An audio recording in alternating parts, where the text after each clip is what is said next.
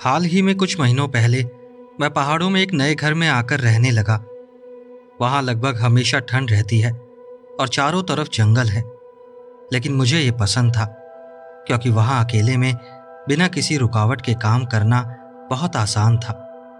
मैं पेंटिंग्स बेचता हूँ और एक मैगजीन के लिए कविताएं लिखने के बदले हर महीने थोड़ा पैसा भी मिलता है, जो ऑनलाइन और प्रिंट दोनों में आती है। इस नए माहौल ने मुझे लिखने और पेंटिंग के लिए तरह तरह की प्रेरणा दी है। लेकिन वहाँ रहने के करीब एक हफ्ते बाद अजीब घटनाएं शुरू हो गई। मैं बार बार अपने घर के आसपास मरे हुए जानवर देखने लगा। कोई खून खराबा नहीं, बस मरे हुए जानवर, खरगोश, पक्षी और कभी कभी लोमड़ी। इससे मैं डर गया था, लेकिन मैंने सोचा कि शायद कोई शिकारी जानवर मुझे देखकर खुद को ताकतवर दिखा रहा है, क्योंकि उसे मुझसे खतरा महसूस हो रहा है। इसलिए मैंने तय किया कि अब से अपनी सुरक्षा के लिए हमेशा अपने साथ एक बंदूक और एक टेजर रखूंगा। मैंने पहाड़ों के एक जानकार को भी बुलाने का फैसला किया और उसे घर पर आने को कहा। जब वो आया तो वो थोड़ा चिंतित लग रहा था। वो एक उम्र दराज नेटिव अमेरिकन था जिसने लगभग पूरी जिंदगी इन्हीं पहाड़ों में बिताई थी। इसलिए मुझे चिंता हुई, क्योंकि उसे इस जगह के बारे में लगभग सब कुछ पता था।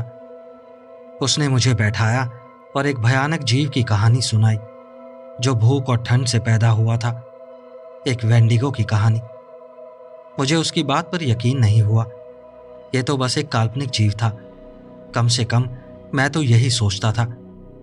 वो जाते जाते सख्त चेतावनी देकर गया कि बिना किसी जरूरी वजह के घर से ज्यादा दूर मत जाना और जंगल की आवाजों के पीछे कभी भी मत जाना, क्योंकि वो वेंडिगो हो सकता है जो मुझे अपने शिकार के इलाके में खींचने की कोशिश कर सकता है।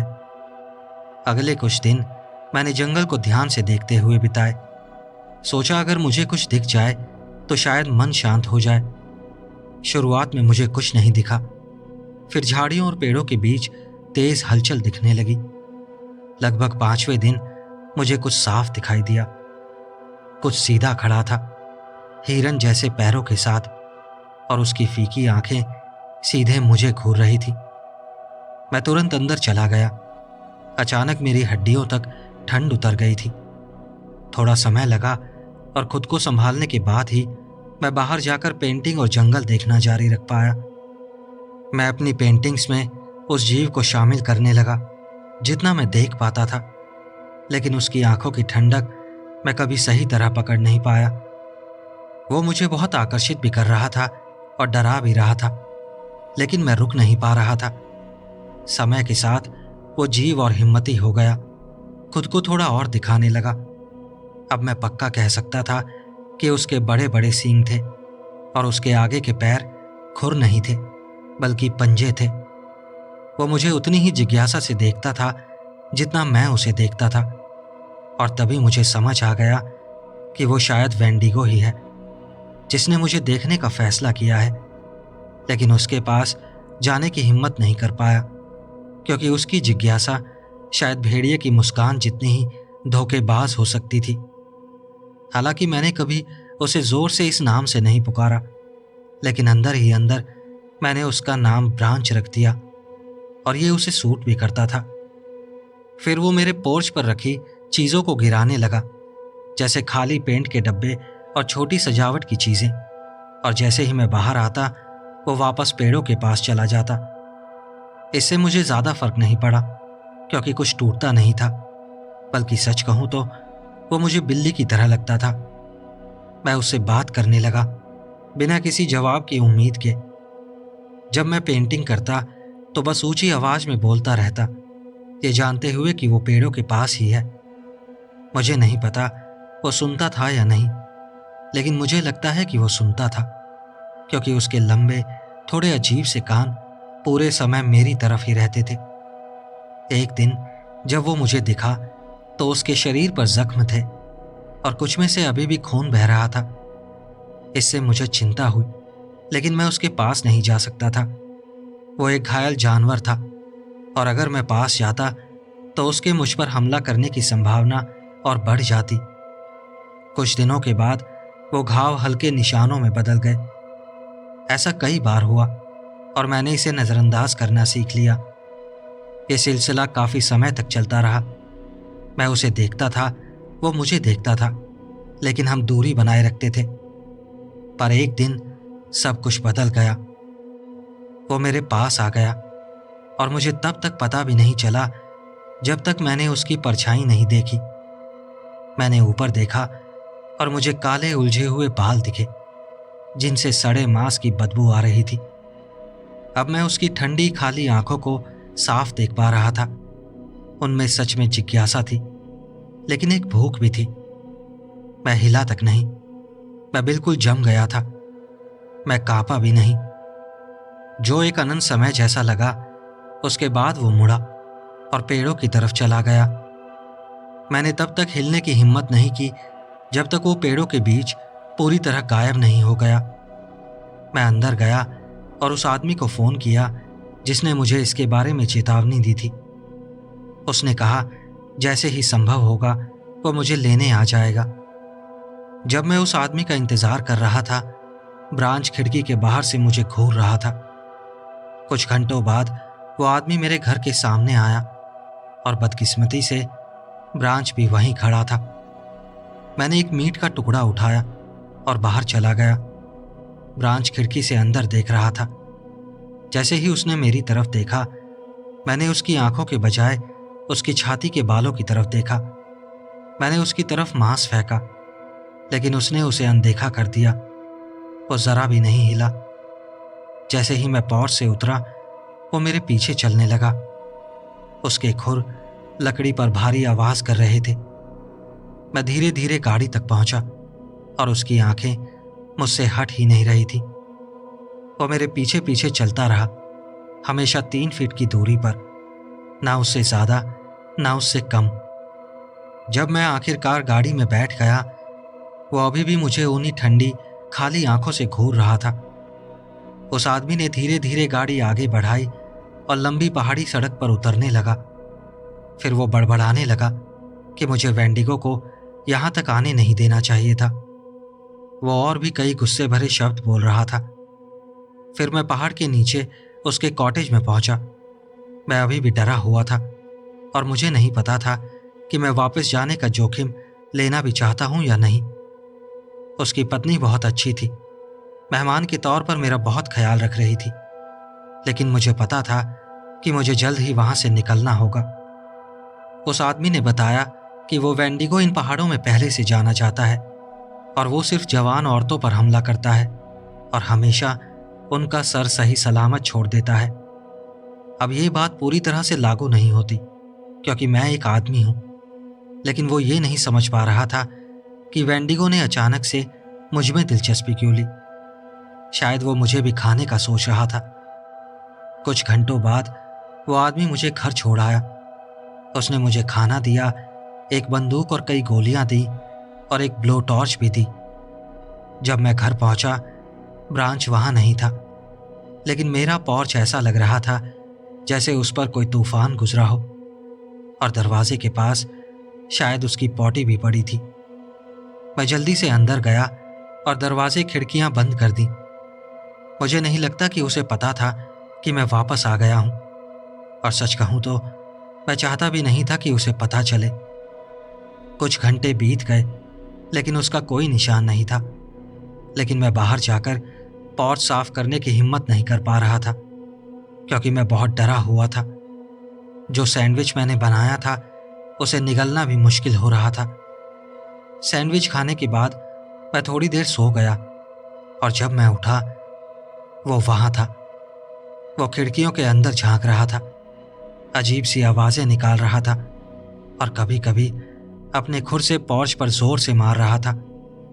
वो मुझे अभी देख नहीं पा रहा था क्योंकि मैं सोफे के पीछे छिपा हुआ था और उसकी आवाज से लग रहा था कि वो गुस्से में था। वो अपने सींगों से शीशे पर मार रहा था। वो उसे तोड़ने की कोशिश कर रहा था और थोड़ी देर बाद शीशा टूटने भी लगा। तभी शीशा टूट गया। मेरा दिल जोर जोर से धड़क रहा था, कानों में आवाज गूंज रही थी और मुझे सड़े मांस की बदबू आ रही थी। फिर वो खिड़की से अंदर घुस आया। घर के अंदर वो चीज़ें गिरा रहा था, लेकिन मैं जड़ हो गया। मैं झांकने की भी हिम्मत नहीं कर पा रहा था, लेकिन फिर भी मुझे वहां से भागना ही था। तभी वो हॉल में चला गया और मैं सामने के दरवाजे से भाग निकला। मुझे नहीं पता मैं कितनी दूर भागा, लेकिन जब मैं रुका तब तक सूरज डूब चुका था और तापमान 0 से नीचे था। अच्छी बात यह थी कि मैंने एक भारी कोट पहन रखा था और मुझे एक छोटा सा पत्थर का छज्जा मिल गया। मैंने सोचा वहीं आराम करता हूँ, उम्मीद है वो मुझे यहाँ नहीं ढूंढ पाएगा। मैं थोड़ी देर बाद उठा, लेकिन अभी भी अंधेरा था। अभी सिर्फ 12 बजे थे। मैं सिर्फ 3 घंटे सोया था। मैं बुरी तरह कांप रहा था, लेकिन वो छज्जा थोड़ी मदद कर रहा था, हवा को रोक रहा था। जंगल पूरी तरह शांत था, कुछ भी नहीं हिल रहा था, यहाँ तक कि उल्लू भी आवाज नहीं कर रहे थे। मैं फिर से सोने चला गया। उम्मीद थी इस बार जब उठूंगा तो उजाला हो चुका होगा। मैं करीब 2-3 घंटे सोने के बाद उठा और पहाड़ के नीचे की तरफ चलना शुरू कर दिया। मेरे हाथ पैर सुन्न हो रहे थे, लेकिन चलने से थोड़ा बेहतर लग रहा था। जंगल अभी भी डरावनी तरह से शांत था और मुझे बार बार खून के धब्बे और बालों के गुच्छे मिल रहे थे। मुझे लग रहा था कि ब्रांच ने बहुत बड़ा तांडव किया है। मुझे किसी ऐसे घर तक पहुंचना था जहां लोग हों, क्योंकि भीड़ में ही सुरक्षा है। मैं बंदूक साथ नहीं लाया था। मुझे पता है मैं बेवकूफ़ हूं, लेकिन मैं बस उससे दूर जाना चाहता था। मैं फिर से भागने लगा, क्योंकि मुझे खुरों की आवाज़ सुनाई दी और कसम से मुझे फिर से वही सड़े मांस की गंध आई। अगर वो मुझे अपने इलाके में पकड़ लेता तो मैं उसके लिए आसान शिकार होता, चाहे मैं उसका पसंदीदा खाना ना हूं। फिर मुझे एक मैदान दिखा जो लाशों से भरा हुआ था। हिरन, भालू, खरगोश, भेड़िए, पक्षी, हर जगह मरे हुए जानवर पड़े थे। मैं जल्दी से उनके बाहर से निकल गया, सांस रोककर, उल्टी आने से खुद को रोकते हुए। शायद इसीलिए जंगल इतना शांत था। उसने गुस्से में आकर सारे जानवर मार दिए थे, जैसे कोई हिंसक बच्चा गुस्से में सब तोड़ फोड़ देता है। एक ऐसा बच्चा जो आसानी से मेरा गला फाड़ सकता है, मेरी पसलियां और खोपड़ी चकनाचूर कर सकता है। मैं सच में उम्मीद कर रहा था कि वो मेरा पीछा नहीं कर रहा। फिर मुझे कुछ घर दिखाई दिए। वो किसी मठ जैसा था जहां लोग मौन व्रत रखते हैं। अच्छी खबर यह थी कि उन्होंने मुझे अंदर आने दिया, जहां मैं गर्म हो सका, और उन्होंने मुझे खाना और गर्म दूध दिया। उन्होंने किसी को संपर्क किया और एक नोट लिखकर बताया कि कोई मुझे लेने आएगा और मुझे पहाड़ से बाहर ले जाएगा। कुछ लोग जिज्ञासु थे, तो मैंने उन्हें सब बताया। कुछ ने मेरी बात को नजरअंदाज कर दिया, लेकिन कुछ के चेहरे पर डर और हैरानी साफ दिख रही थी। उन्होंने मुझे एक कमरे में ले जाकर इशारों में बताया कि जब तक मुझे लेने वाला व्यक्ति नहीं आता मैं सो सकता हूं। मैंने सोच लिया था कि जब वो आदमी आएगा मैं अपने घर वापस नहीं जाऊंगा। मेरी चीजें वहीं रह सकती हैं और ब्रांच भी। मैं कहीं और रहने के लिए जगह ढूंढ लूंगा, जैसे किसी शहर में एक अपार्टमेंट। उस आदमी के आने से पहले मैं कुछ घंटे सो पाया और मैंने उससे कहा कि बस मुझे सबसे नज़दीकी शहर तक ले चले। मैं अभी एक मोटेल के बाहर हूँ, धीरे धीरे कॉल कर रहा हूँ और आगे की व्यवस्था कर रहा हूँ, क्योंकि मैं उस जगह पर, उस चीज़ के पास कभी वापस नहीं जाऊंगा।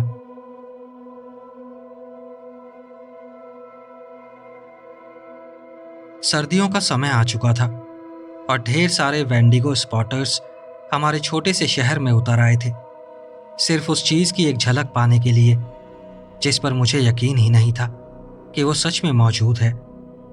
ये सब 2 साल पहले शुरू हुआ था, जब बिली फिशर ने बेरहमी से अपनी पत्नी जेन और उसकी 2 मासूम बेटियों की हत्या कर दी थी। जब उसे गिरफ्तार किया गया तो उसने अपनी सफाई में कहा कि वो पागल हो गया था किसी जानवर की वजह से, जो एक रात उस झील से पीछा करते हुए उसके घर तक आया था, जहां वो मछली पकड़ रहा था। इस घटना ने मुझे और मेरी पत्नी को बहुत गहराई से प्रभावित किया, क्योंकि हम उसके पड़ोसी थे।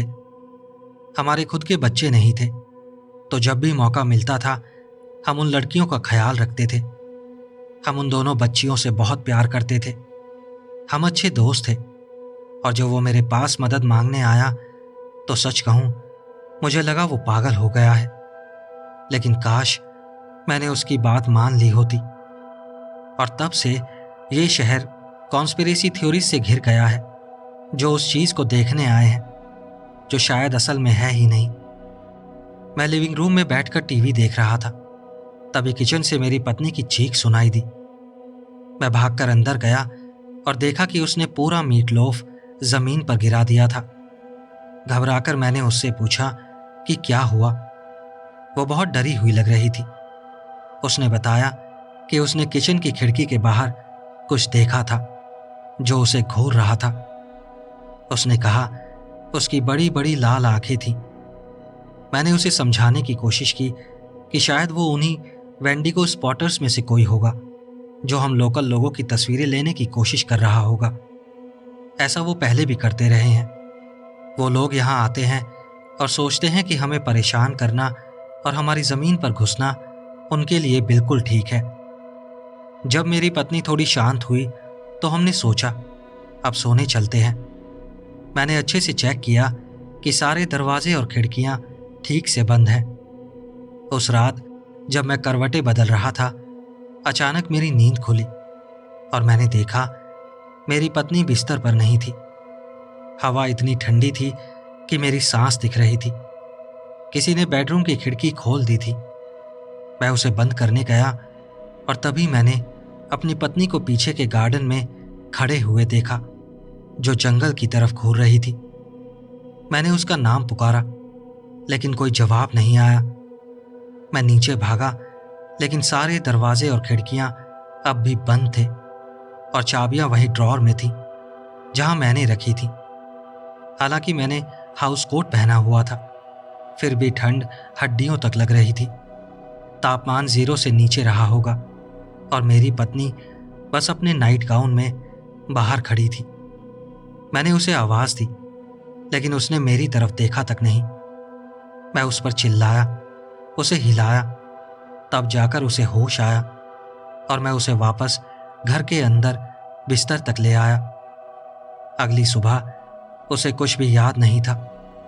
शुरुआत में उसे मेरी बात पर यकीन नहीं हुआ। उसे लगा शायद मैंने कोई सपना देखा होगा। लेकिन जब मैंने उसे उसके नाइट गाउन पर लगी मिट्टी दिखाई, तब जाकर उसे यकीन हुआ। मैं उसे दोष नहीं दे सकता था। यह सब उसके स्वभाव के बिल्कुल उल्टा था। वो खुद भी समझ नहीं पा रही थी। उसके बाद की शाम बस मैंने कुछ बाहरी लोगों को अपनी ज़मीन से भगाया, वरना सब सामान्य था। उस रात सोने से पहले मैंने सब कुछ डबल लॉक किया और चाबियां छुपा दी। लेकिन नींद में मेरे दिमाग में भयानक सपने भर गए। मैंने एक डरावनी जीव का सपना देखा जो मेरे घर के पीछे जंगल में मेरा पीछा कर रहा था। वो सीधा चलता था, बिल्कुल इंसान की तरह, लेकिन वो इंसान नहीं था। उसकी टांगें बकरी जैसी थी, लेकिन बहुत बड़ी और मजबूत थीं। उसके हाथों की जगह बड़े बड़े पंजे थे। उसकी त्वचा चमड़े जैसी काली थी और पूरे शरीर पर गहरे लाल निशान थे। उसका सर ऐसा लग रहा था जैसे किसी बकरी की खाल उतार दी गई हो। उसकी आंखें लाल चमक रही थीं और उसके सर से बड़े बड़े सींग निकले हुए थे। जब वो जंगल में मेरा पीछा कर रहा था, मैं उसे मुझे पुकारते हुए सुन सकता था, लेकिन उसकी आवाज़ मेरी पत्नी जैसी थी। मैंने मुड़कर देखा तो वहां मेरी पत्नी खड़ी थी। जैसे ही मैं उसकी तरफ बढ़ा, वो उसी राक्षस में बदल गई और तभी मेरी नींद खुल गई। मैं झटके से उठा। मेरी पत्नी बिस्तर पर नहीं थी। चादरें खून से भरी हुई थी। मेरे सीने में जलन भरा तेज दर्द हो रहा था। मैंने नीचे देखा तो मेरे सीने पर गहरे पंजों के निशान खुदे हुए थे। तभी कमरे के कोने से एक गुर्राने की आवाज आई। मैंने देखा मेरी पत्नी कोने में सिकुड़ी हुई बैठी थी। वो कांप रही थी और अपनी उंगलियों से मेरा खून चाट रही थी। वो पूरी तरह होश में नहीं लग रही थी। वो मुझ पर चिल्लाई कि मैं उसके पास ना आऊं। वो बस एक ही बात बार बार कहती कि उसे भूख लगी है। आखिरकार मैंने उसे किसी तरह शांत किया। उसका बुखार बहुत तेज था, इसलिए मैंने डॉक्टर को बुलाने का फैसला किया। जब डॉक्टर वहां पहुंचा, मैं उसे ऊपर बेडरूम में अपनी पत्नी के पास ले गया। मैं उन्हें अकेला छोड़कर नीचे चला गया कॉफी बनाने के लिए।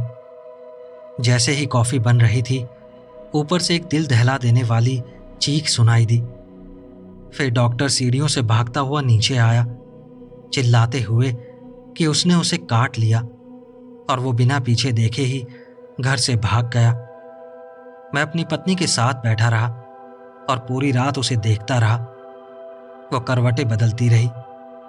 वो घंटों तक बड़बड़ाती रही, जंगल के बारे में और अपनी भूख के बारे में। आखिरकार मुझे भी नींद आ गई। जब अगली सुबह मेरी आंख खुली, मेरी पत्नी गायब थी। मैंने पूरे घर में पागलों की तरह उसे ढूंढा, लेकिन उसका कोई निशान नहीं मिला, सिवाय एक नोट के जो किचन टेबल पर रखा था। उस नोट पर बस एक ही बात लिखी थी, आई लव यू। कुछ दिनों बाद जब मैंने अपनी पत्नी के लापता होने की रिपोर्ट दर्ज कराई, पुलिस ने मुझे स्टेशन बुलाया और पिछली रात की सिक्योरिटी फुटेज दिखाई। जंगल के पास 2 लाशें मिली थीं, पूरी तरह से शत विशत, और कैमरे में मेरी पत्नी को उसी जगह से निकलते हुए देखा गया था। मुझे पता है मेरी पत्नी कहीं ना कहीं उसी जंगल में है। मैंने उसे कई बार उसी रूप में देखा है जो वो अब लेती है। अब मैं अपने दिन उसे वापस घर लाने का रास्ता ढूंढने में बिताता हूं। पता है अजीब बात क्या है? मेरी पत्नी और बिली फिशर दोनों नेटिव अमेरिकन थे, और मुझे लगता है शायद इनके बीच कोई कनेक्शन है।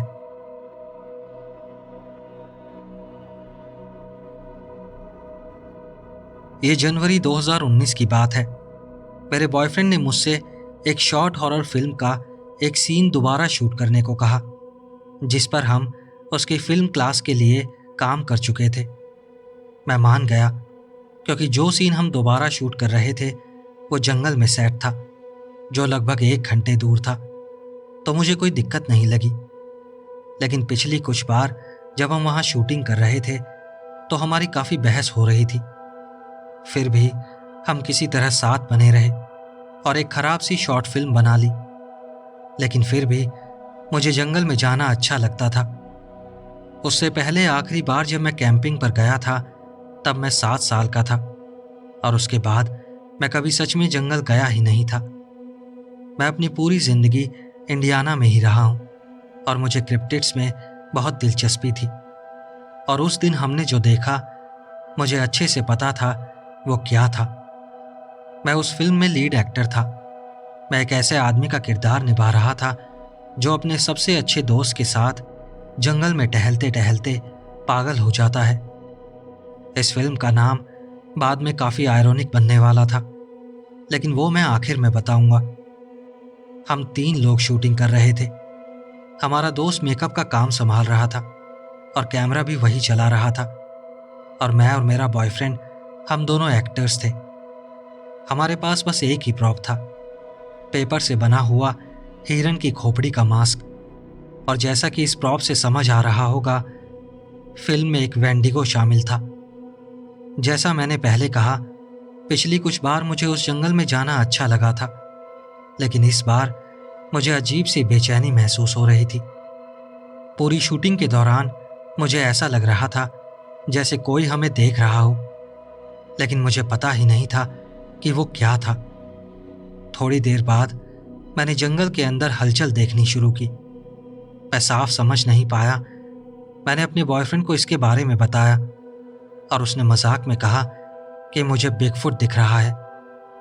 मैंने उसका मजाक नज़रअंदाज कर दिया, लेकिन मैंने बिगफुट की संभावना को पूरी तरह नकारा भी नहीं।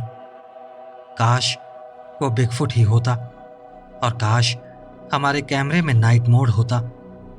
सीन का एक हिस्सा खत्म करने के बाद हमने देखा कि अंधेरा होने लगा है, तो हमने जल्दी जल्दी मेकअप किया। मेरा दोस्त जो मेकअप कर रहा था, उसके पास इतना समय नहीं था कि वो प्रोफेशनल मेकअप कर सके, लेकिन फिर भी वो बहुत अच्छा लग रहा था। नील के निशान असली लग रहे थे और नकली खून भी काफी असली जैसा फैल गया था। जब हम फाइनल शॉट की लोकेशन पर पहुंचे तो कैमरे में बिल्कुल भी रोशनी नहीं आ रही थी, तो हमने फिल्म की एंडिंग सिर्फ ऑडियो में करने का फैसला किया।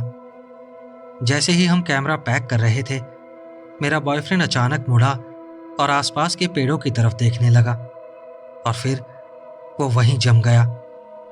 मैंने भी उसी दिशा में देखा जहां वो देख रहा था। पेड़ों के बीच हमने एक लंबा दुबला सा इंसान जैसा कुछ देखा जो इधर उधर घूम रहा था। जितना हम समझ पाए, उसकी त्वचा फीकी सफेद थी और उसकी उंगलियां लंबी नुकीले पंजों जैसी थीं। मैंने ये बात अपने बॉयफ्रेंड या दोस्त को कभी नहीं बताई, लेकिन मैंने उसका चेहरा देखा था। उसकी आंखों की जगह गहरे गड्ढे थे और उसके होंठ भी नहीं थे, लेकिन उसके दांत दिख रहे थे जो बहुत पैने थे, और ऐसा लग रहा था कि उसके मुंह से लार टपक रही है। मेरे बॉयफ्रेंड ने कहा कि हमें यहां से निकल जाना चाहिए, और उसने मुझे अपना पॉकेट नाइफ दे दिया। हम सावधानी से चलते हुए अपनी कार की तरफ लौटने लगे, और जैसे ही हम पार्किंग के पास पहुंचे, मुझे धीमे कदमों की आवाज अपने पीछे से आने लगी, जैसे वो चीज हमारा पीछा कर रही हो। हम किसी तरह पार्किंग तक पहुंच गए और मैंने सुना जैसे वो जंगल के और अंदर भाग गया हो। मैं सबसे आखिर में कार में बैठने वाला था, और जैसे ही मैंने दरवाज़ा खोला, मुझे जंगल से एक रोंगटे खड़े कर देने वाली चीख सुनाई दी। उसकी आवाज़ बिल्कुल भी प्राकृतिक नहीं थी। मैं तुरंत कार में बैठ गया और हम वहाँ से निकल गए। पूरे रास्ते हमने इस बारे में एक शब्द भी नहीं कहा। मेरा बॉयफ्रेंड साफ तौर पर डरा हुआ था।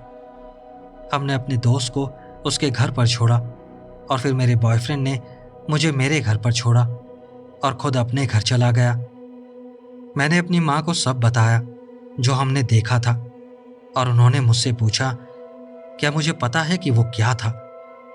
मैंने कहा सच कहूँ तो वो वेंडिगो जैसा लग रहा था, लेकिन वो हिरन की खोपड़ी वाला नहीं था। वो वैसा था जैसा असली कहानियों में बताया जाता है, जैसे वो कभी इंसान रहा हो। मैं वहां वापस जाना चाहता था जहां हमने उसे देखा था, लेकिन मैंने खुद को रोक लिया, क्योंकि मुझे पता था अगर हालात बिगड़ गए तो मैं उसका सामना नहीं कर पाऊंगा। और मैं कोई कमज़ोर इंसान नहीं हूं, ना ही मेरा बॉयफ्रेंड है, लेकिन अगर कहानियां सच हैं तो हम उससे जीत ही नहीं सकते थे। उसके बाद मैं कभी उस जंगल में नहीं गया। मेरे पास अब भी वो मास्क है। मैंने उसे उस एनकाउंटर की याद के तौर पर रखा है, और जहां तक उस फिल्म के नाम की बात है जो हमने बनाई थी, मैंने ही उसे नाम दिया था। शूटिंग के पहले दिन ही, ये जाने बिना कि आखिरी दिन हम सच में उससे सामना करेंगे। उस फिल्म का नाम था वेंडिगो इज नॉट रियल। मैंने अभी तक वो फिल्म नहीं देखी, लेकिन मैं उम्मीद करता हूं कि किसी दिन मैं उसे देखूंगा, सिर्फ ये जानने के लिए कि कहीं हमने उसे कैमरे में तो कैद नहीं कर लिया। मैं जब वो फिल्म देखूंगा तो आप लोगों को अपडेट ज़रूर करूंगा।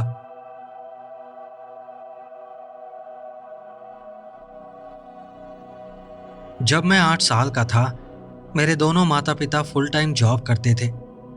मेरे पापा ज़्यादातर नाइट शिफ्ट में काम करते थे, और मेरी माँ एक एलिमेंट्री स्कूल टीचर थी। हम एक बहुत छोटे से शहर में रहते थे, और मेरे दादा दादी का घर बस सड़क के थोड़ा सा ही आगे था। मेरे 9वें जन्मदिन के करीब मुझे स्ट्रैप थ्रोट और स्कारलेट फीवर हो गया। मैं बहुत ज़्यादा बीमार था, ठीक से बोल भी नहीं पा रहा था। जिंदगी में पहली बार ठंडे पसीने आ रहे थे, और हालत इतनी खराब थी कि बिस्तर से उठकर बाथरूम तक जाना भी बहुत मुश्किल हो रहा था। मैं पूरी तरह से टूट चुका था, और इतना छोटा होने की वजह से मैं उस दर्द को बिल्कुल भी सह नहीं पा रहा था।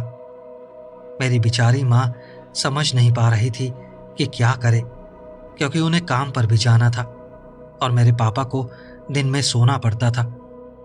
पहले दिन जब मैं बीमार हुआ वो शायद मंगलवार था, क्योंकि मेरा जन्मदिन शुक्रवार को था।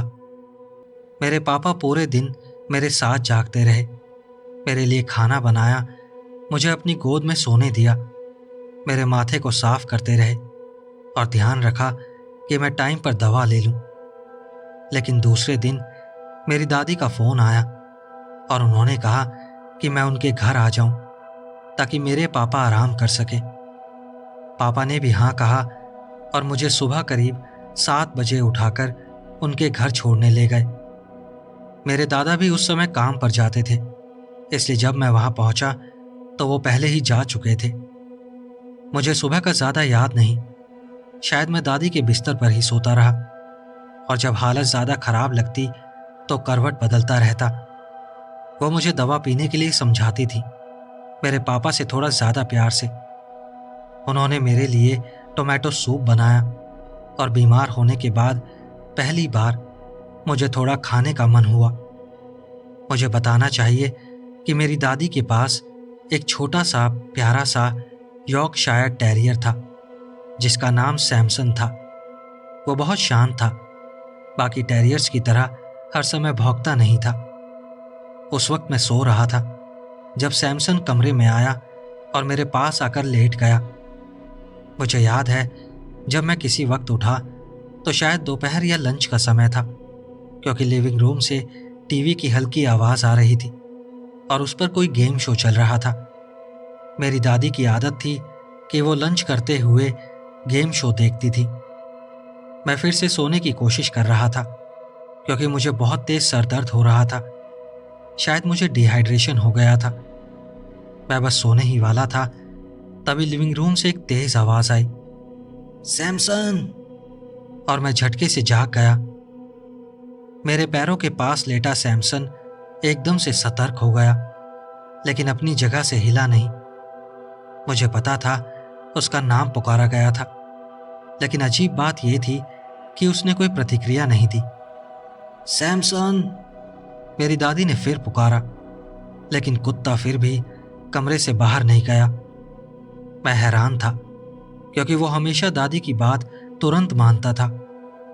वो जैसे जम सा गया था, दरवाजे की तरफ घूर रहा था, लेकिन बाहर जाने की कोशिश नहीं कर रहा था। उन्होंने सैमसन 3-4 बार और पुकारा और मुझे चिढ़ होने लगी। मुझे याद है मैंने झटके से चादर हटाई, मेरे कपड़े पसीने से चिपचिपे थे और मैं बहुत असहज और सुस्त महसूस कर रहा था।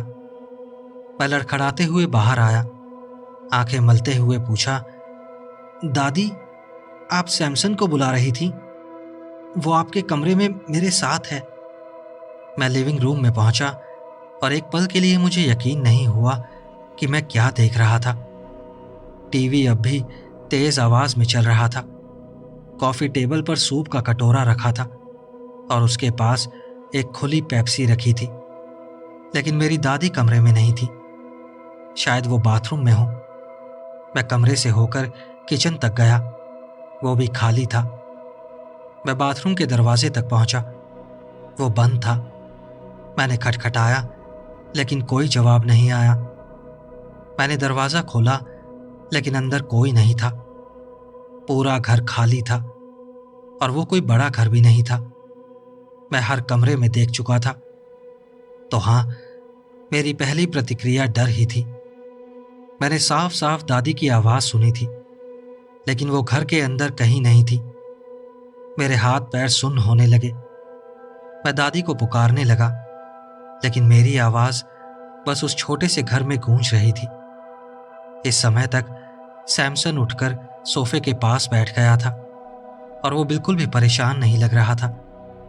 मैंने जल्दी से रिमोट उठाया, टीवी बंद किया और पूरी ताकत से चिल्लाया, या कहूं हाँफते हुए आवाज़ निकाली, दादी।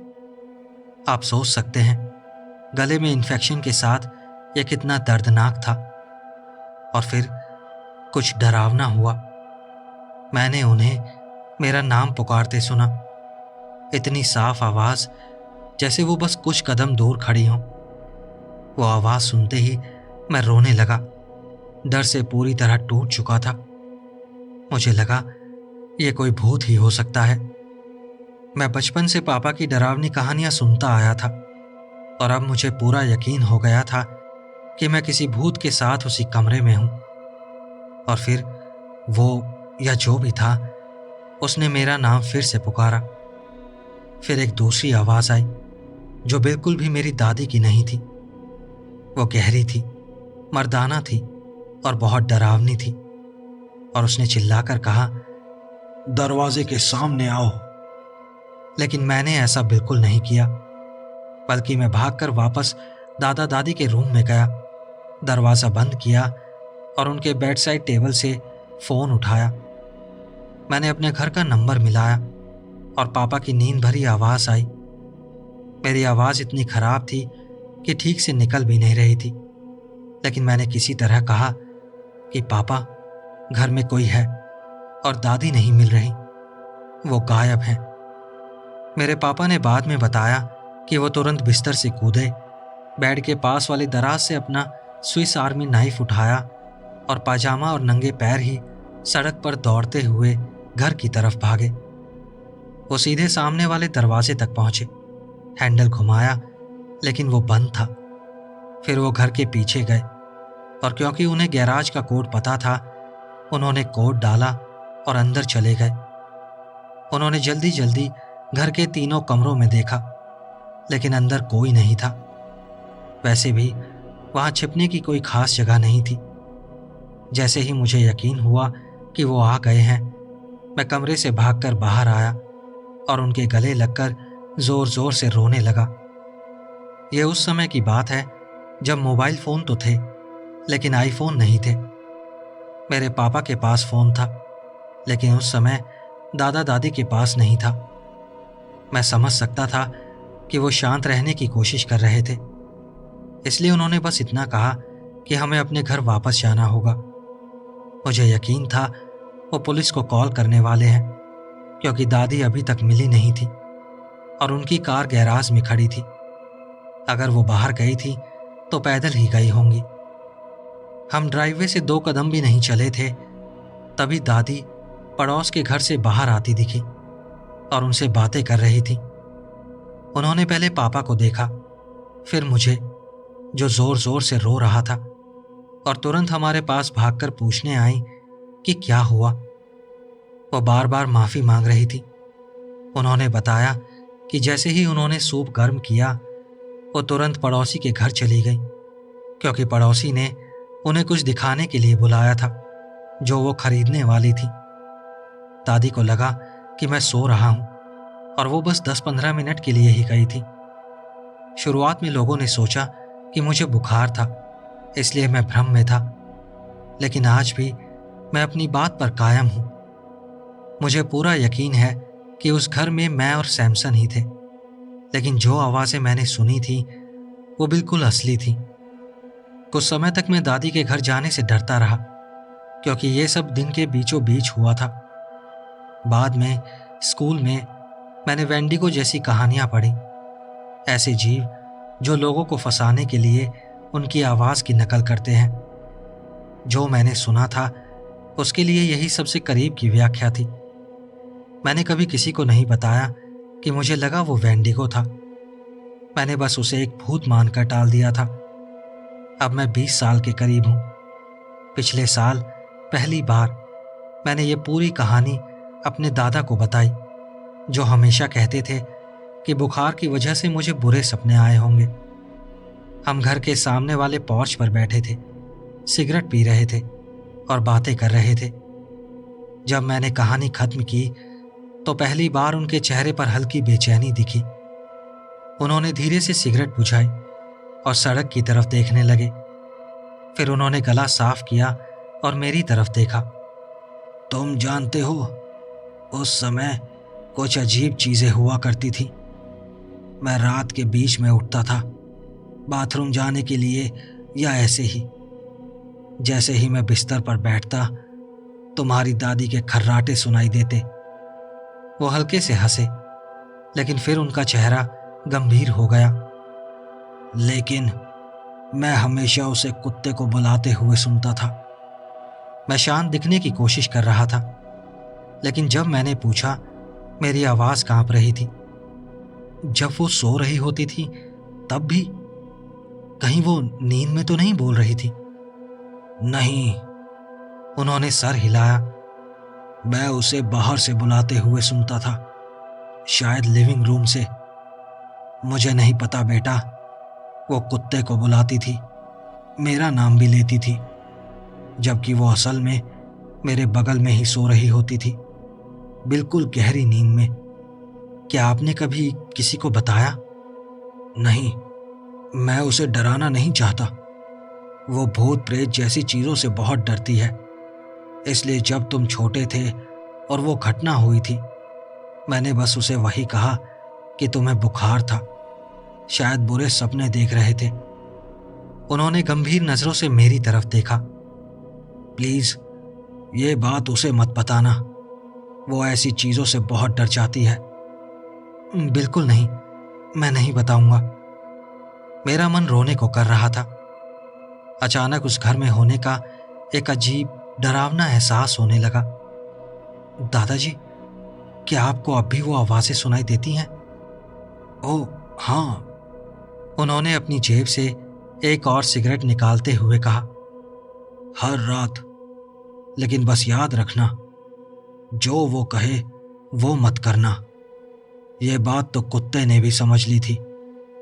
अगर वो कहे कि दरवाजे पर आओ तो दरवाजे से दूर रहो। अगर वो कहे कि इधर आओ तो तुम वहीं कमरे में खड़े रहो जब तक वो पुकारना बंद न कर दे। और इतना कहकर उन्होंने मुझसे फिर से लाइटर मांगा। जब मैंने उनसे पूछा कि ये कोई आत्मा है या कोई वेंडिगो है, तो उन्होंने कहा कि अगर ये कोई आत्मा होती तो किसी की भी आवाज़ निकाल लेती। ये एक वेंडिगो भी हो सकता है, लेकिन प्रॉब्लम ये है कि वो आज तक कहीं दिखा नहीं, और इतने सालों से वो बस तुम्हारी दादी की आवाज़ की नकल ही क्यों कर रहा है। दादाजी की बात सुनकर मैं भी सोच में पड़ गया। आप लोगों को क्या लगता है, क्या वो कोई आत्मा थी या कोई वेंडिगो था?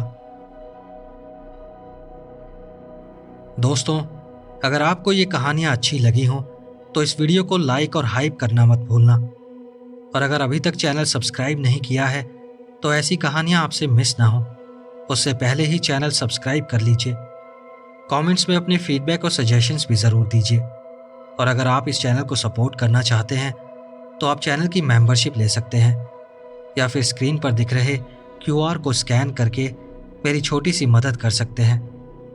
तो चलिए मिलते हैं अगली वीडियो में ऐसी ही और कहानियों के साथ। नमस्कार।